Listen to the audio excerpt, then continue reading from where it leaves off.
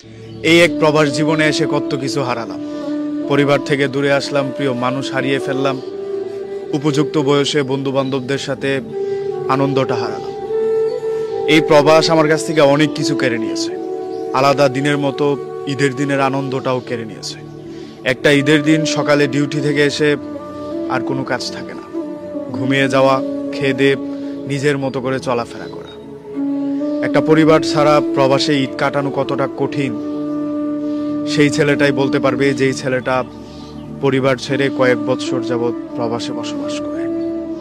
আমরা প্রবাসীদের টাকা হয়, ফ্যামিলির আনন্দটা ভিডিও কলে দেখা হয়, বন্ধু বান্ধবদের সাথে মোবাইল ফোনে কথা হয়, তাদের সাথে থাকা হয় না।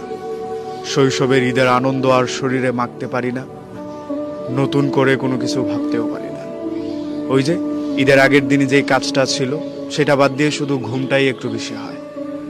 বিকেলবেলা একটু বেরোয় শপিং মলে যাওয়া হয়, এর বাহিরে কিছুই হয় না। যে ছেলেটা 5 বছর যাবৎ প্রবাসে পড়ে আছে, তাকে জিজ্ঞাসা করলে আপনি বুঝতে পারবেন মা ছাড়া ঈদটা কতটা সাদা কালো হয়। যে বন্ধু বান্ধবদের সাথে ইন্টার অবধি পড়াশোনা করে প্রবাসে চলে এসেছি, তাদেরকে ছাড়া ঈদটা তো হয়, কিন্তু তাদের সাথে আর আনন্দটা হয় না।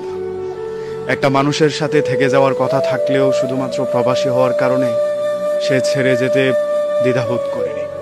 আমার এই ঈদটাকে মাটি করে দিতে কিঞ্চিত পরিমাণ ভাবিনি। আমার চোখের সামনে এমন বহু প্রবাসীকে আমি দেখেছি, মার শেষ বিদায়ে সে উপস্থিত হতে পারেনি, বাবার অসুস্থতায় পাশে থাকতে পারেনি, বোনের বড় একটা আনন্দে সঙ্গ দিতে পারেনি। আমরা প্রবাসী অনেক কিছু মেনে নিই শুধুমাত্র পরিবারের হাসি খুশির জন্য। আমাদের এগুলো মেনে নিতে হয়, আমাদের মানিয়েই থাকতে হয়, কারণ আমরা প্রবাসী। আমরা প্রবাসে আছি বলে আমাদের ফ্যামিলি ভালো আছে, তারা হাসে। তাদের হাসিটা আমরা মোবাইলের ওপার থেকে দেখেই একটু তৃপ্তি পাই। কাছে যেতে পারি না, ছুতে পারি না, এদের সাথে ঈদের আনন্দ ভাগাভাগি করতে পারি না, তবুও আমরা ভালো আছি, কারণ আমরা প্রবাসী।